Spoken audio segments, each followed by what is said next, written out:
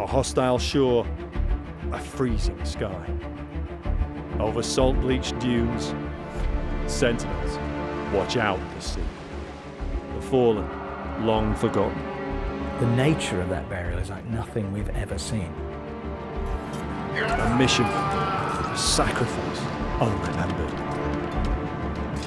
A sea road to the stars, eternity the sky. Ships of the dead on their final voyages. I can think of worse places to spend eternity in. Beyond the boundaries of the Viking world.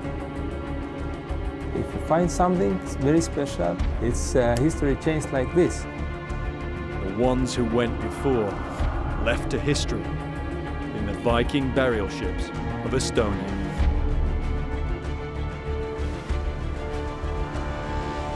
From the late 8th to the mid-11th centuries, the Scandinavian peoples burst from their frontiers almost wherever the seas could take them. Through archaeology, now we can explore the world of Viking life by understanding the realm of the Viking dead.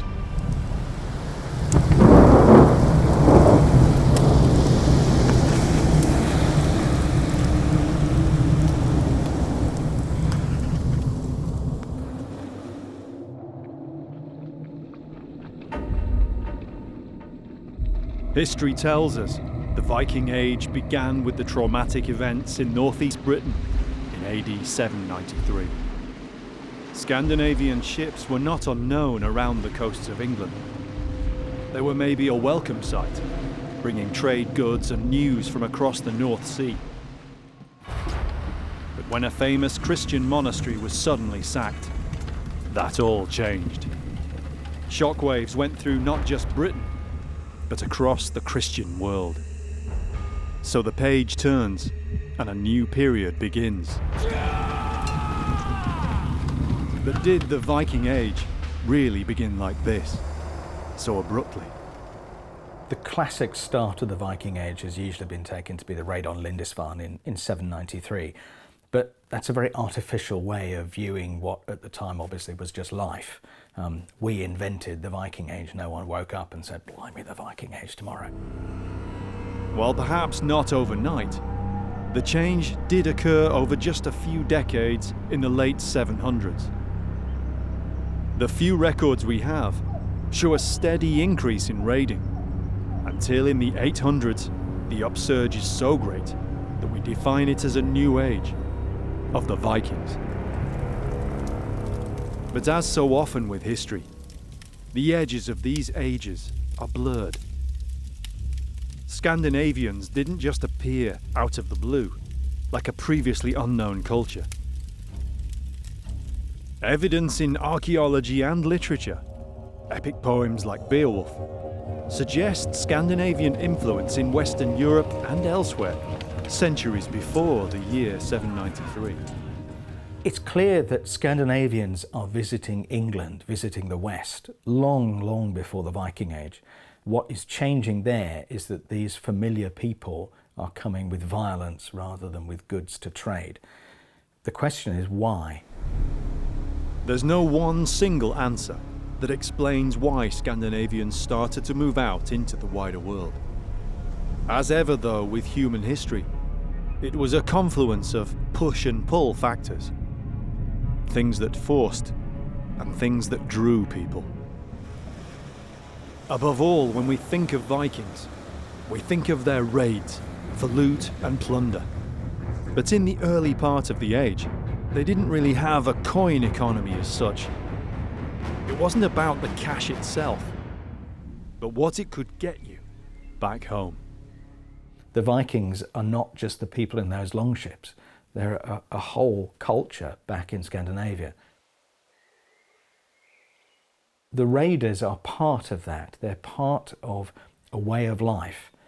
And the reason they're doing the raiding connects to that way of life. It may be that they're trying to improve their social prospects back home, to buy a farm, to be able to afford to get married, things like that. Some of those people are going abroad and trying to change their fortunes. Some of the people are fueling that process at home with the proceeds of what they bring back from abroad. In 2008, an archaeological discovery reinforced the idea that these migrations had been going on long before the Viking Age, with startling evidence. It was the chance find of a grave, with Viking artefacts, and a ship, a Viking longship. But this find wasn't in Scandinavia. We know the land now as Estonia. Salme, on the island of Saaremaa, off the Estonian coast. It was almost too good to be true. The skeletons and artifacts here seemed for the most part very well preserved. Vikings, buried with their swords, with the remains of their vessel. News of the discovery spread around the world. Archaeologists, like Tim Sutherland, were immediately captivated. It's boys' own stuff, it's Vikings, it's ships. You've got Viking warriors, you've got Viking swords. Finding all these things in one location, just below the surface, just ready to be uncovered. It's almost the stuff of dreams. Tim's come to Estonia to find out for himself about the finds and the archaeological project to recover them. He'll attempt to discover more about the individuals who are buried there centuries ago. Boat burials are one of the icons of the Viking Age and the centuries before. They're rare and always important archaeologically, and this one certainly stood out from other excavated examples. I'm interested in ship burials anyway, so I was excited about that. I think the thing that caught everyone's attention was the number of bodies on board.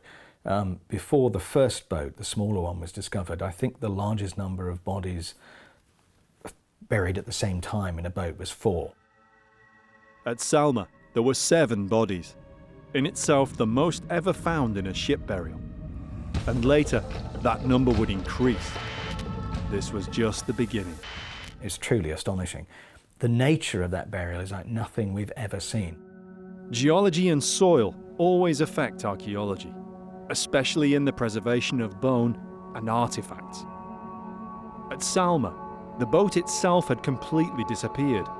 At first, the archaeologists had no idea there'd been a ship there. It was only when they discovered patterns of small iron finds. Some of these ship's rivets are among the artifacts from the dig, on display in Estonia's capital, Tallinn. I mean, if you look at the ship's rivets, or the nails, the piece of iron that held the boards together, they're in fantastic condition. You can actually see the heads of the rivet where they've been hammered over. You can see where the nail has been put through a washer and that's been hammered over. And the condition is amazing, considering they're 1,000 years old. We've been looking for arrowheads in a field in France, half of the age of these, and we can't find any trace of them. And they might have just disappeared in the acidic soil. The Salme dig was in sandy soil near the shoreline with low acidity. The timbers and all organics, apart from most of the bone, had gone. But like the rivets, the other metal finds were well preserved. Many of these artifacts, some richly adorned with precious metals, were very similar to finds from Sweden in the Viking Age. This was around 150 miles east of Sweden. Nothing like this had ever been found here before.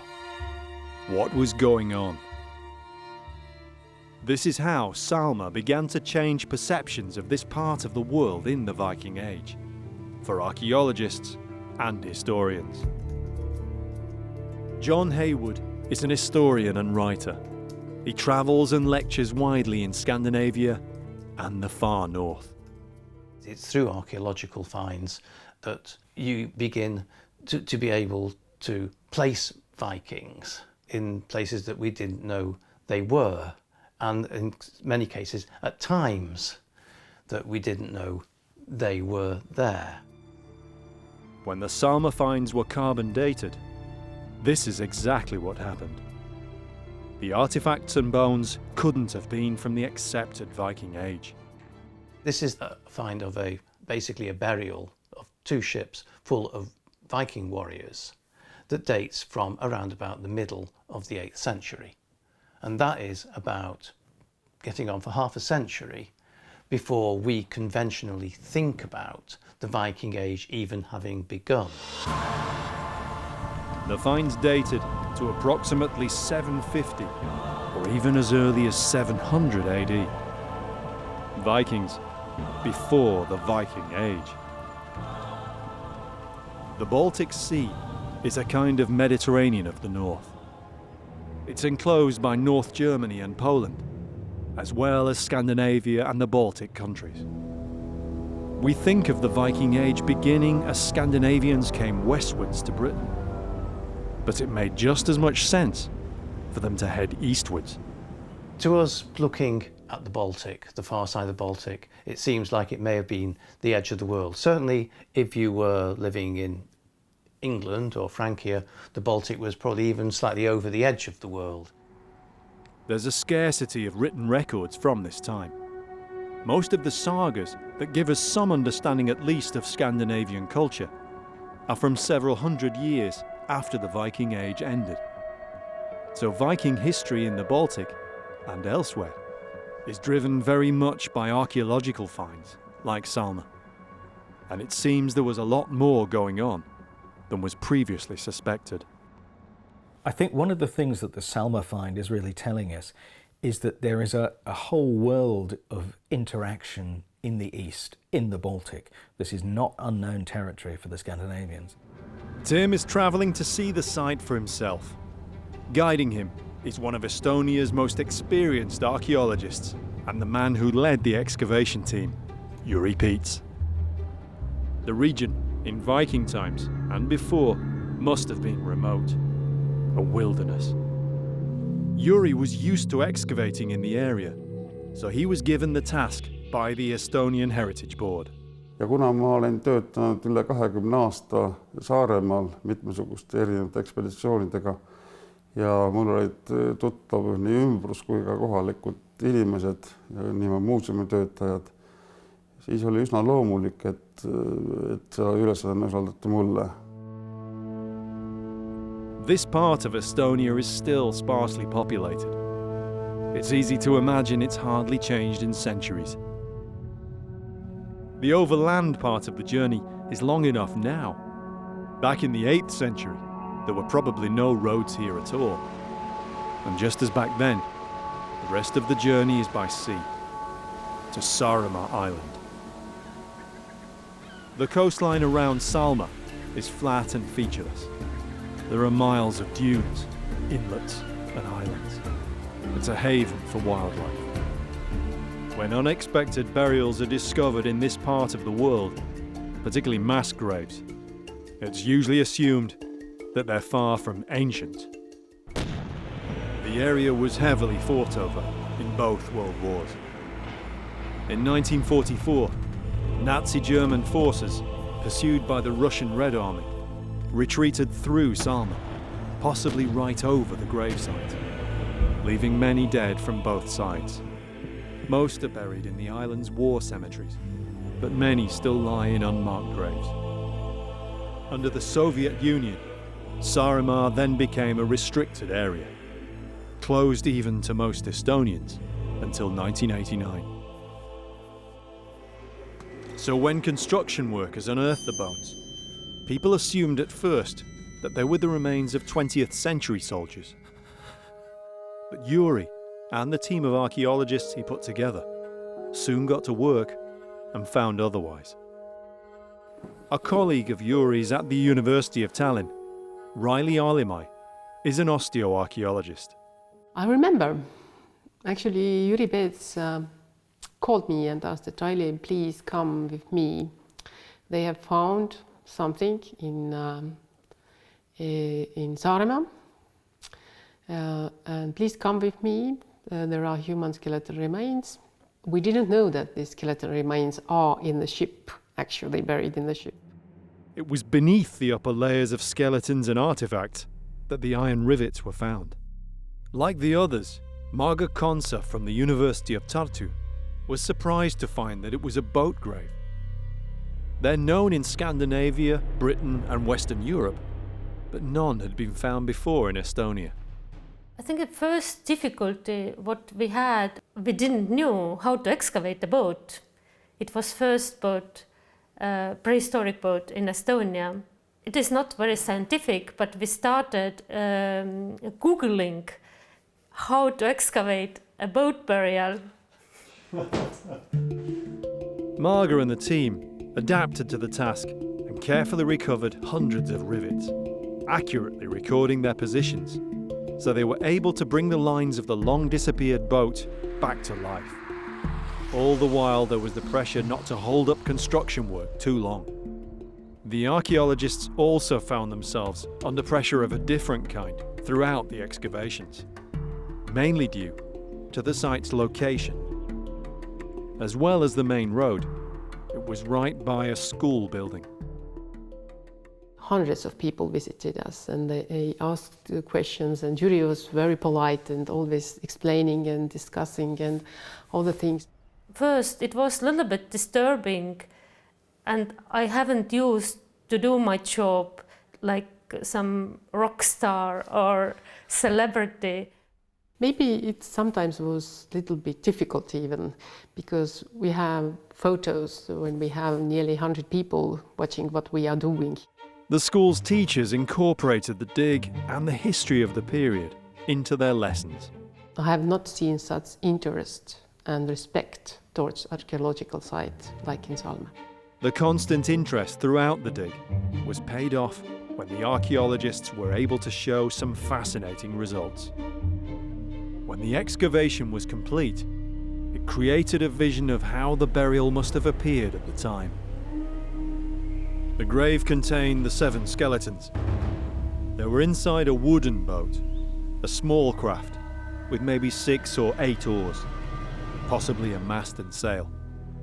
There were also personal items, such as small knives and combs, and the skeletons of dogs, hunting birds, and fish. Almost a decade later, the approximate site of Salme 1 is now marked by a sculpture. Although this sculpture's here, the actual site of the burial was just down here. It was during the construction of this lamp here that they discovered the line of the boat, which runs roughly about here, I think. And so that's important to be able to see where it was and also why it was why the ground was disturbed in the first place. It's an unusual piece of sculpture, but it's there so that people know what was here. I mean, it looks like a Viking ship. It's a modern piece of sculpture. While Marga and the others were working on Salme 1, as if one Viking mass grave weren't enough, another was found. It was construction again that revealed the find, and such was the interest in the Salme 1 boat that a driver stopped immediately the moment his digger revealed more bones.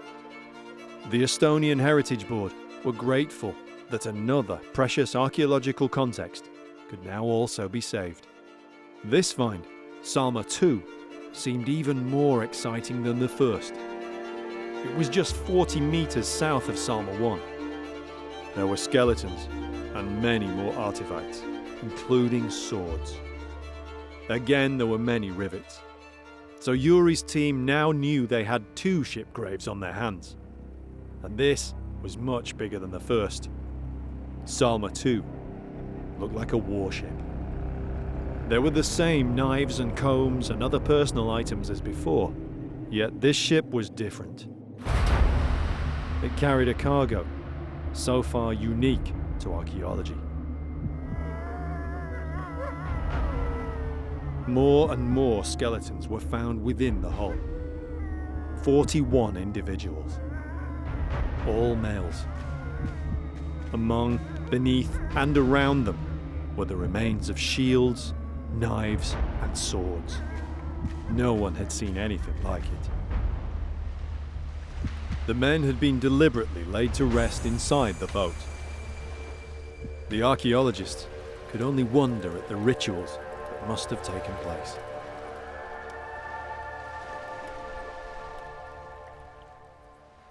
For me, as someone interested not only in boat burials, but particularly what we call mortuary behaviour, what do people do at a funeral? The funeral rites at Salme are utterly amazing. You have all these guys piled up in a mound of dead men, lots of birds and fish and dogs, really quite odd things, at least the birds and fish, to deposit in a grave like this. In all, both boats took more than 2 seasons to fully excavate. It was a surprise to everybody that Salme 2 was even closer to the school, just meters away from it. Somehow the grave had gone undiscovered, even when the school was built. For Yuri, Salme 2 was much more complex to excavate than its forebear, Salme 1. So the weather's not very nice today, but what was it like during the excavation?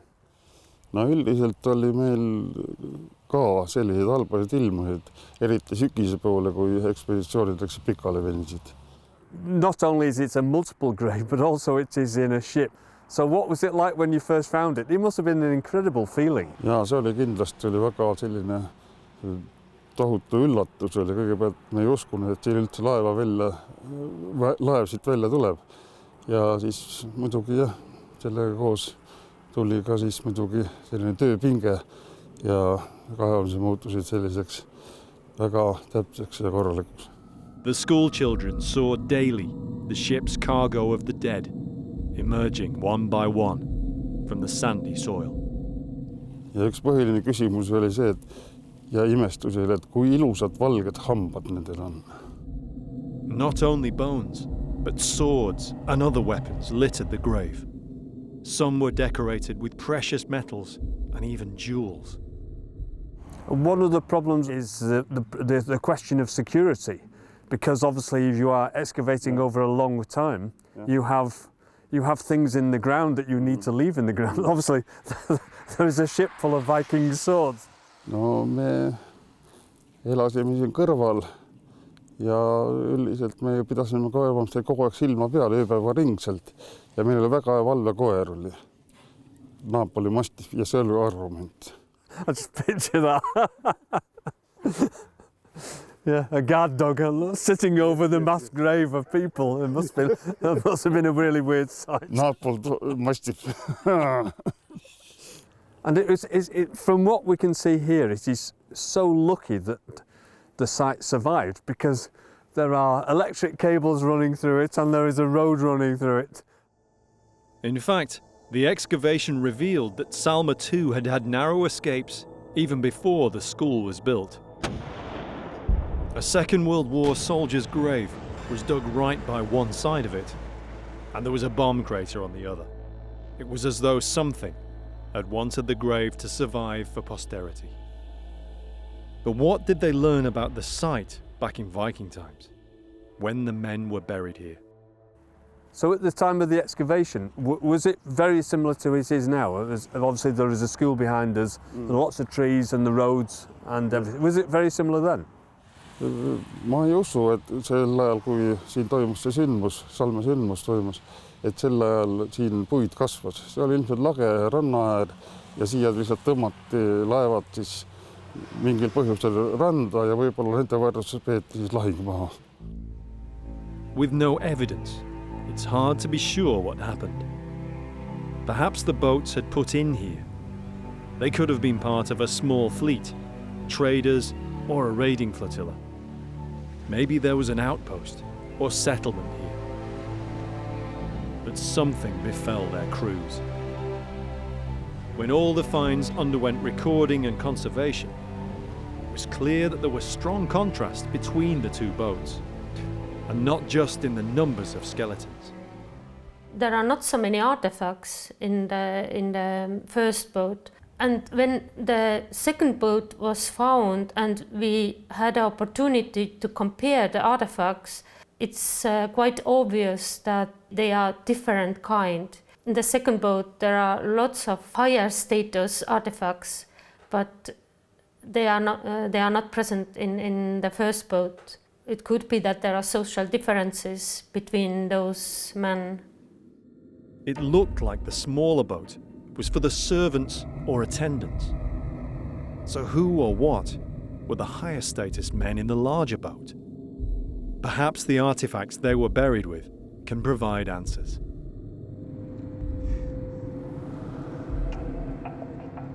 Yuri shows Tim just a small selection of the many finds. Hundreds of items were recovered, and each had to be painstakingly cleaned and catalogued. The personal artefacts were just about all found among the bodies of the men. They weren't chance finds, they were deliberately placed. Almost every individual had a comb made from bone, sometimes ornately decorated. And every man had a small knife.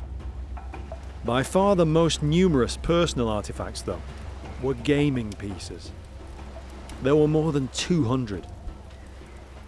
How many gaming pieces were in a set? In set, it's a different number. And its game is Nefatafel. It's central figure in this was king. Right. So it's slightly like chess in that there is a king piece, yes, and the aim is to attack the king. Yes. Nefatafel was a board game that travelled wherever the Vikings travelled. Like chess, it was a game of strategy.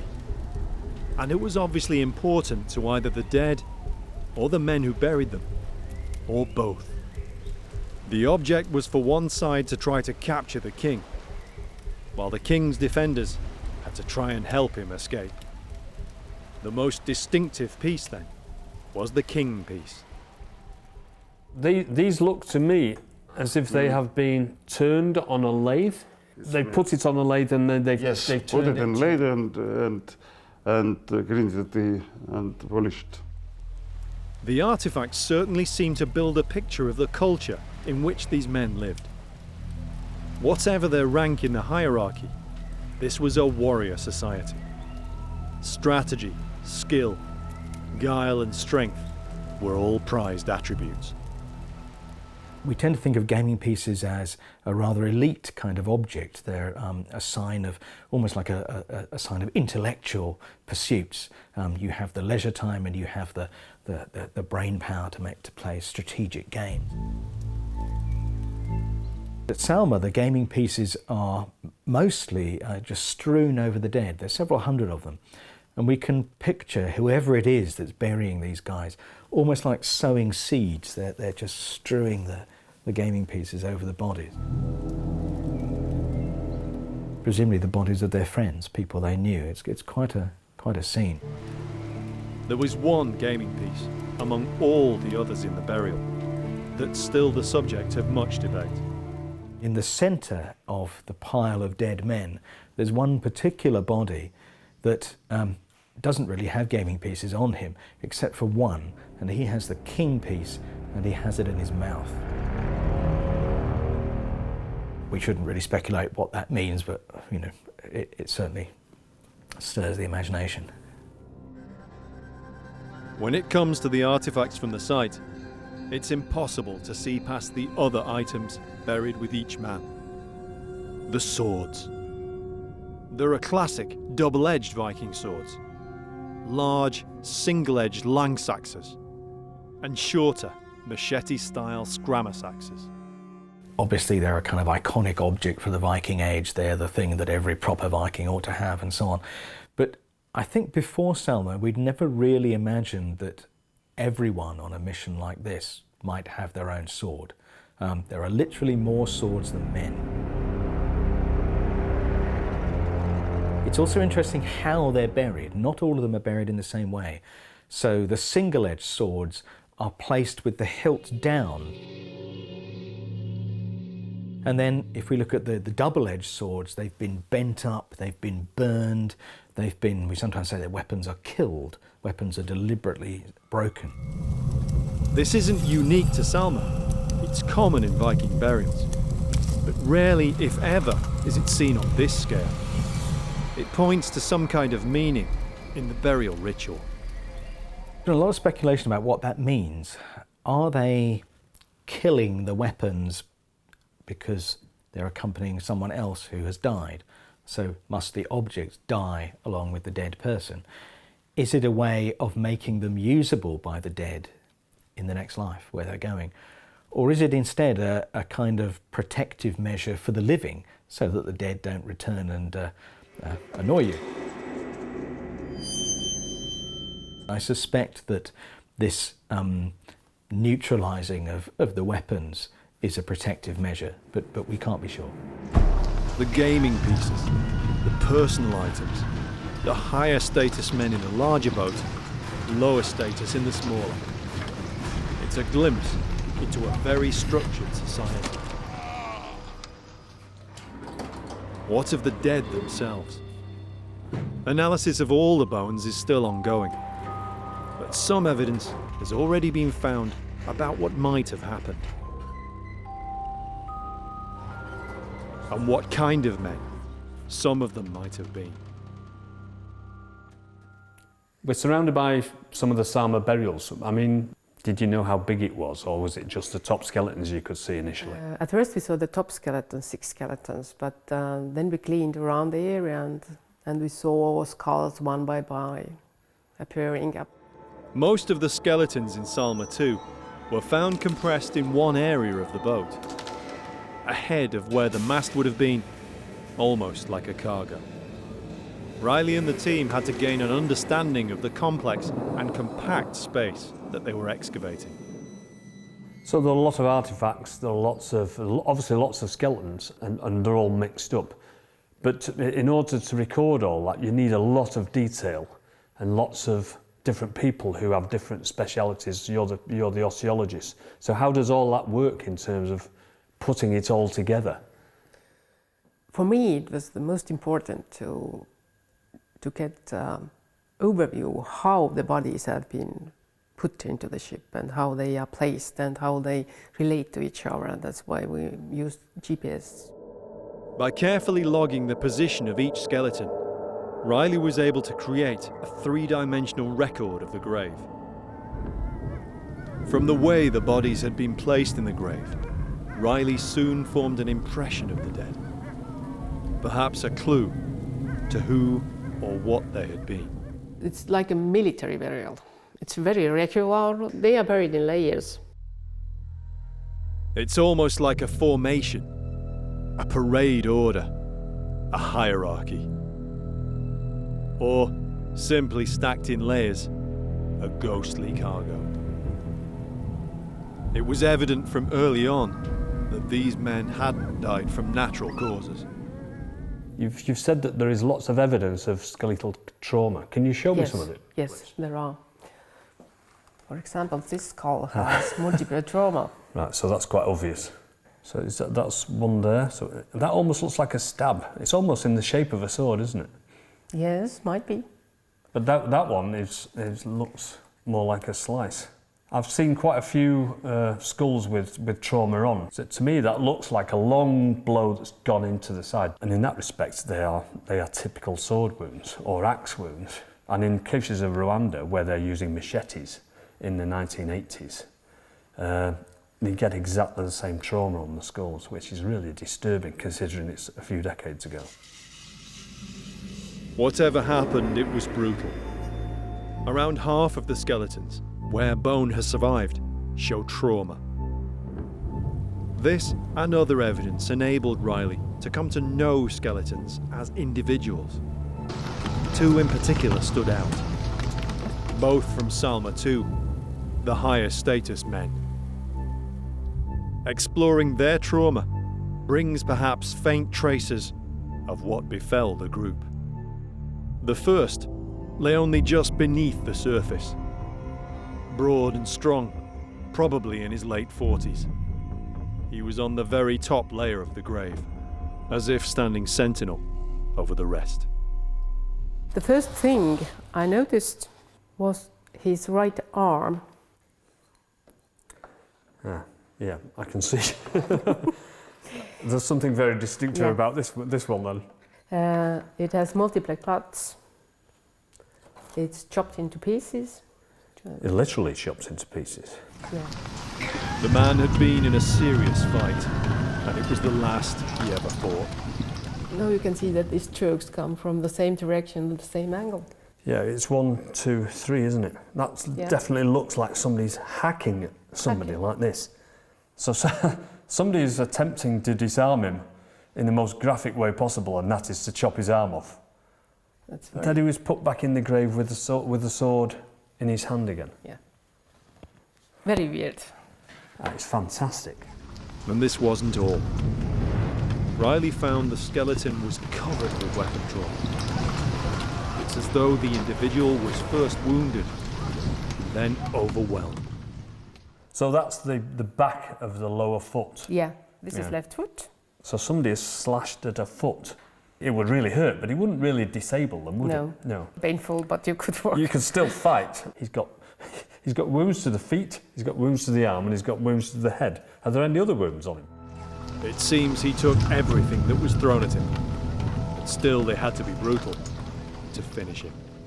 It does look like somebody's tried to decapitate him. Yes. But because he was very robust, they didn't So, manage. so they've chopped into the neck, Yeah. but it's not... But they didn't manage to decapitate it. It's hard to be sure, but the wounds don't seem random, as if received in the chaos of a large action. There are so many variables, but it's though this man was surrounded before he was overcome. I'm suspicious. I don't believe in anything at the moment, but I think, one thing is I don't believe it's a huge battle, some kind of. I think it's something, some kind of conflict, unexpected, something unexpected. In my opinion, they were not prepared to something. Further clues in the grave hint that the man was regarded with respect, at least by those who buried him. This person is now incapacitated and somebody's attempting to take his head off. And they put the head back. And they've put the head back. That means in the burial. That is somebody who is trying to treat these people with the ultimate respect, because they're trying to make them whole again at the time of burial. Especially this first skeleton. Yeah. We don't know if it was a battle, an ambush, or even single combat. The man took many terrible wounds. He was the first to be excavated, yet the last to be placed in the grave carefully and with his brutally severed arm. He was still holding the sword. Holding sword. So somebody is almost putting these people back together again. That is absolutely fantastic. And he went to Valhalla. There was one more detail that Riley found significant about the way the man had been laid to rest. He was lying, looking left, and all the other skeletons in the row were looking right. So, it seems to me that he was some kind of, I don't know, important. So this person has been individual. treated very distinctively very compared to the distinctively. others. So that marks him out as a different person in that respect. His head turned as if looking over his comrades, buried together in the top layer. The front rank, buried under their shields. It was beneath these, in the centre of the grave, that the second skeleton, which caught Riley's attention, was buried. Younger than many of the others, probably in his 20s, and slighter than the big men buried around and above him. And there was something else. This man has I can see. very interesting trait. It's probably, And that's fused to the base of the skull. yes, it's called occipitalization of atlas. This means that the first vertebral is fused to the occipital bone. It's a common condition of the upper spine, and one that's often congenital. But it's perhaps not associated with someone who made their living as a warrior. So would that make his neck stiffer, or just he would not have the same sort of movement? Usually it's very difficult to turn head. To like rotate this. it? Yes, to Right. rotate it. And sometimes it gives headaches. It might be a little bit difficult, for example, if you fight with somebody that you can't turn your head left and right. So it restricts might the be, overall movement of the head. You don't have this view, you cannot see from side. Artifacts around this skeleton seemed also to mark the individual as someone unusual. One of the highest status swords seemed to belong to him. And also, this was the skeleton found with the king gaming piece, either by or inside his mouth. This is one of the questions about this grave, isn't it? Is where the gaming piece was in relation to his mouth. And it was a king piece. It was the most prominent piece. Yes. Right. Yes.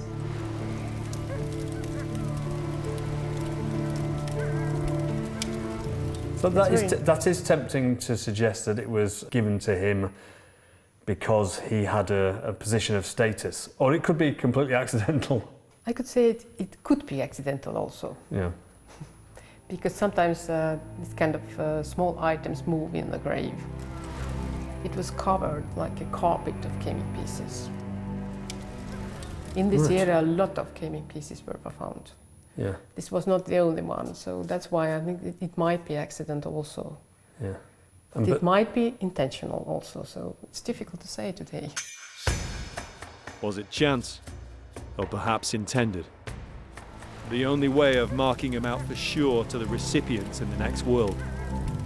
Scandinavian folklore, the Valkyries.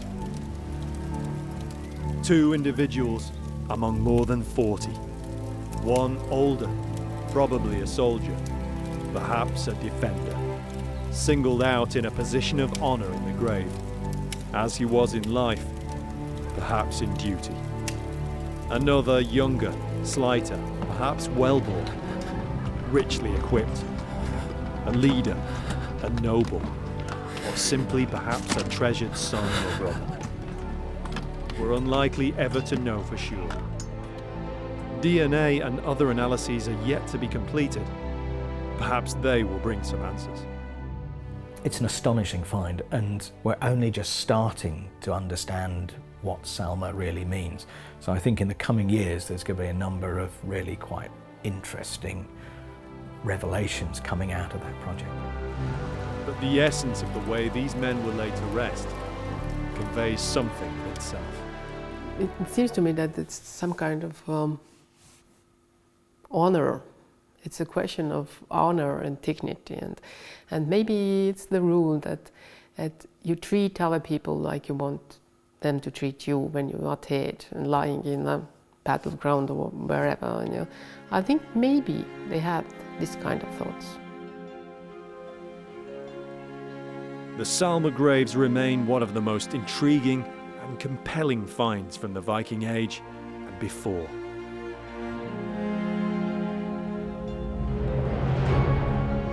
These people were buried with honour and with the respect that the people who buried them thought they deserved. And it's not a bad place to lie, is it really? The men who were buried on that remote, sandy shore were among the first of the Viking dead. Those men buried in Salme, they will live in eternity.